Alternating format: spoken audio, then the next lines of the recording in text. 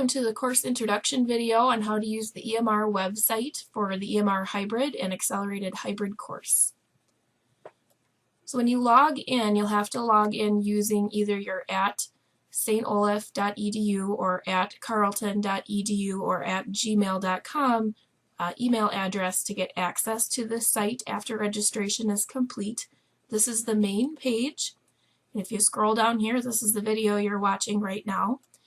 The next thing on here is going to be your course syllabus, and this is an important document that you'll have. This is the spring 2018 syllabus that I have here. So this is all the information for the course, including how we do everything, what's required of the class, and then most importantly at the very end here, we have the course schedule. I have this listed in two different places. This is going to be something that you're going to want to print out and have on hand because it tells you what to do, what is due, what's coming up, what we're doing in class, and what the points are worth for grading. As you scroll down, this is where you'll see the due dates. I also have built into a Google Calendar format so that you can go through and see when things are due, what is due that day, what we're doing when we have class, and you'll be able to see that in an agenda view format for the rest of the class. So this is helpful for most people to have that on there. As you scroll down, I also have more information in here, contact me information, how to get a hold of me, your instructor. I do prefer that you email me or call me on my cell phone or text message. Remember that I do work overnights, so I will not be able to get a hold of you most of the time between about 10 a.m. to about 2 p.m. because I will be sleeping. You're certainly welcome to send me a text or leave a voicemail if I don't answer your call, and I will get back to you as soon as possible. Course location and directions is also available on your instructions that you had to register. We're here at the Northfield EMS station. It's important to remember that this is a separate location from Northfield Hospital. This is at a different area. So how you get here, if you're coming from Northfield off of Highway 3, you're going to turn on Riverview Drive, which is right at the Perkins exit off of Highway 3. Go down about a block or two and we'll be on the right-hand side. So you'll be coming in this direction. It is important that you park in the designated parking areas because we have other people who are parking over here for home care, and then also the staff that are coming in for the EMS department will be parking over here. So you need to park either in the street over here, in the street on Riverview Drive, or in the back lot here on the gravel area.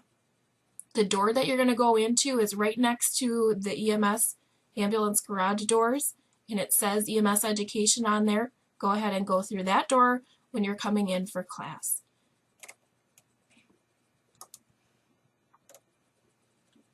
I do have some more information on here as well. There's some information about me as well as a short video about your instructor if you want to know more about me. And then we're going to go through these pages here. Quizzes and exams. This is all the information that you have for the quizzes and exams. Remember that the majority of our quizzes and exams are going to be online on our emstesting.com testing program. So there is directions on how to register here. So you click on this and get into how am I going to set up an account. Each class has a separate thing in here, so you need to make sure you go through and very carefully follow the directions. The important part of this is after you've completed registration, you must let me know either by text or call me so that I can approve your enrollment request. That's really important because otherwise you can't get into the site to take tests until I authorize you. So make sure you're doing that. Down here I have a short video on how to take a test on emstesting.com, grading information, and then the quizzes that we have, what chapters they're going to cover, and then also the exams and the same thing down here. There are two of these that we're going to do in class. One of them is quiz number 8. And then the final exam will be in class. Everything else is going to be on that emstesting.com, and it says important information on it, so make sure you read through that. All of your assignments are available under the Assignments tab. You can email me your assignments. Make sure you're doing it as an attachment. It can't be the core part of your email. It needs to be an attachment to me, and make sure that you title any assignment emails with your name in the assignment title so it's easy for me to get that information. You'll have a little instruction area here and then how to do your directions for each assignment. This ICS 100 assignment is a FEMA training that we have to do. It's required to pass the course, so you need to follow these directions in order to do that. We'll be doing a vital signs assignment where you have to go and take vital signs on a specific number of people to practice this. A couple other assignments that we have here, and this is another FEMA one, a hazmat introduction FEMA one. Please follow the directions for this. So these are the assignments. We have the online lectures here, so you're going to read your chapter first that's assigned, and then you're going to watch the YouTube video for each one. You can either direct link to it, or you can just click on here and it'll start the video. Course materials has some important things that we use as we get into the class here. There are cards that I've made for this class specifically that go through how to do body assessments, medical disease cards, and BLS medications. These are really important, and we'll talk about that in class, but this is how you get to those. Also very important, we have the National Registry skill sheets and demo videos. So these are the links to the actual skill sheet off of the National Registry website. And one thing I want you to know, I know you're taking the Emergency Medical Responder class, and you'll notice that it'll say Emergency Medical Technician on each of these skill sheets. That's because I'm teaching you the EMT level for the skill sheets. The EMR ones that they redid did not have a lot of the information that we need. And this way, you already know these skill sheets as you continue on into the EMT completion course. So you have your 10 skill sheets here. And I also have skills videos that we've done as demonstrations. So when you reveal a skill sheet, you'll look at those, and then you'll go through and you'll watch this. I do want you to be aware that in the cardiac arrest management video, there was a change to the skill sheet that the order is a little bit different. So the demo video is mostly right. They just changed the order, and then that you're doing airway breathing and pulse check at the same time in the updated skill. Course documents has some of the program-wide documents in here, policies and procedures. Then I also have your syllabus in here. I have your initial registration directions you were emailed when you registered for the course, student requirements, and then also the tuition refund policy. We also have a class forum, which one of the first things you're going to do is going to post an introduction. So you're going to go in here and you're going to add in a new message under student introductions and pictures. So you're going to go through here and read everybody's. You go ahead and reply to this, or you can make a new topic. The forum is used for anyone who has a question on something or an update. We'll put it on here. You're welcome to, as a student, answer other people's questions. If they don't understand something, that's fine. This is kind of an encouragement to communicate with each other during class. I do have EMR licensing information. I get asked pretty frequently about this, so I did put some of the basic information for EMR licensing. When you complete this class, you'll be registered as an emergency medical responder in the state of Minnesota.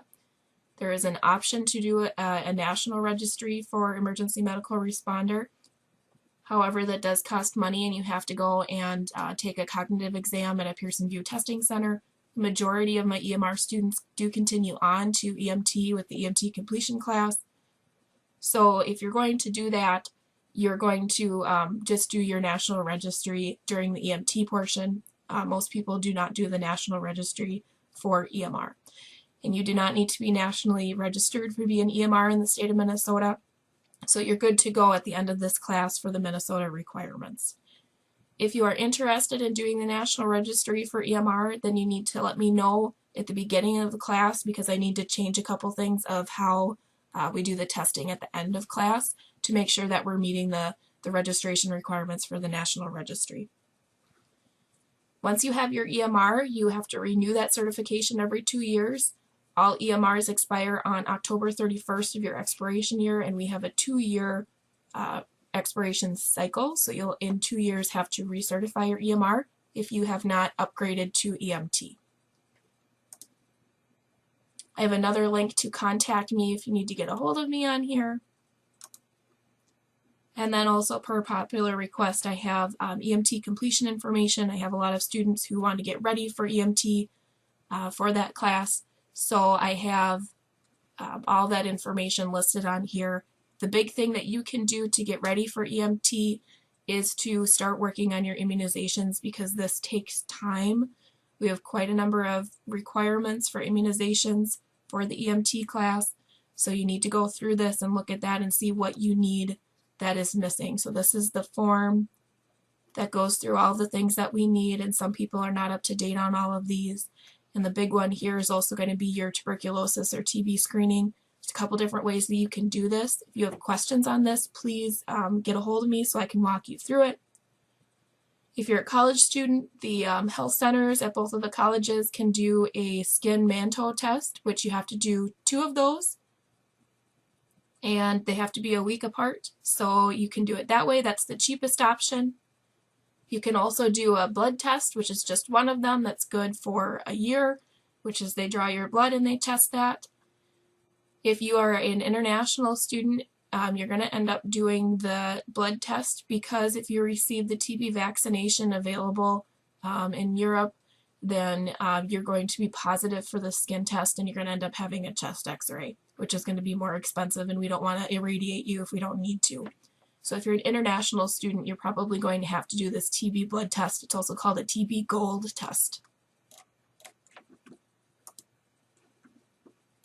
I do have the information, just general information about the EMT course. You have a little bit more to answer some questions about the fees and how it works and what days they're on. And I do also have a link to register online listed at the bottom there.